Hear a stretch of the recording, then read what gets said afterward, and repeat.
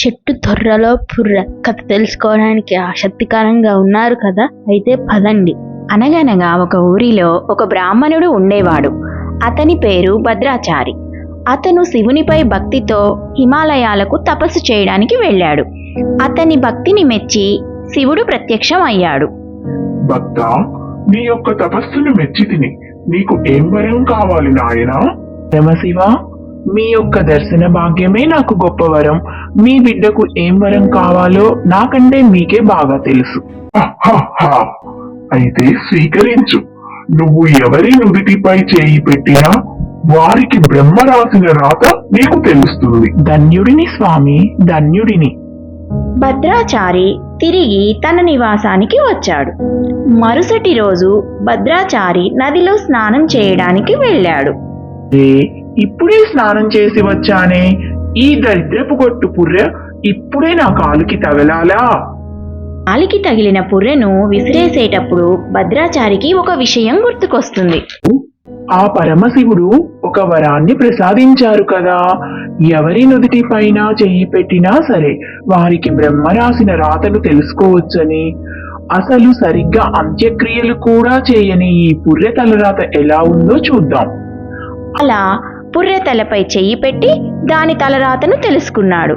భద్రాచారి ఆ తరువాత అది నిజమో కాదో అని ఆ పుర్రెను ఒక చెట్టు తొర్రలో పెట్టాడు. రోజు స్నానానికి వెళ్ళడానికి ముందు దానిని గమనిస్తూ ఉండేవాడు. భద్రాచారి ఒక వివాహ వేడుక గురించై ఒక వారం రోజులు ఊరికి వెళ్లాల్సి వచ్చింది.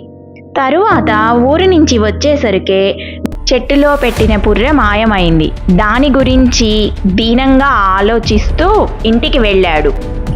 అతన్ని చూసి అతని భార్య, ఏంటండి అంత దీర్ఘంగా ఆలోచిస్తున్నారు అని. అలాంటిది ఏమీ లేదులే. నాకు అంతా తెలుసులే, నీ రెండో భార్య గురించేగా మీ ఆలోచనంతా.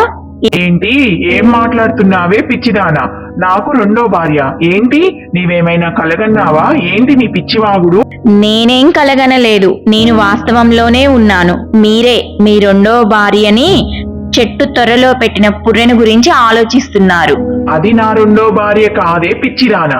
ఆ పుర్రె నుదిటి రాత ఆ బ్రహ్మ ఎలా రాశారు అని చేయి పెట్టి చూశాను. అయితే ఆ పుర్రె తలరాతలో అది చిన్నతనంలో పేదరికంలో పుట్టిందని, బాల్యమంతా కష్టాలు పడిందని, చదువు రాక ఉపాధ్యాయులతో తిట్లు తిన్నదని, చివరికి పెళ్ళయ్యాక పెళ్ళాంతో కూడా దెబ్బలు తిని, ఆఖరికి చనిపోయాక కూడా ఒక ఆడదాని చేతిలో అవమానం పొంది చివరికి మోక్షం పొందుతుంది అని ఉంది. అసలు చనిపోయింది ఎలా అవమానించబడుతుంది అని ఆ పుర్రెను చెట్టు తోరలో పెట్టి దాన్ని రోజు గమనిస్తూ ఉన్నాను. అది నా రెండో భార్య ఏం కాదే, వెర్రిదద్దమ్మ.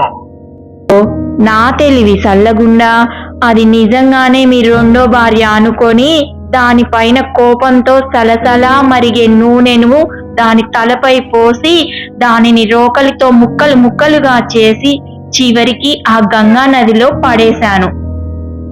అప్పుడు భద్రాచారికి అర్థమైంది, బ్రహ్మ రాసిన రాతను ఎవరూ మార్చలేరని. ఈ వీడియో ఇంతసేపు చూసారంటే మీకు నచ్చిందనే అనుకుంటున్నారు. Please like, share, subscribe, comment.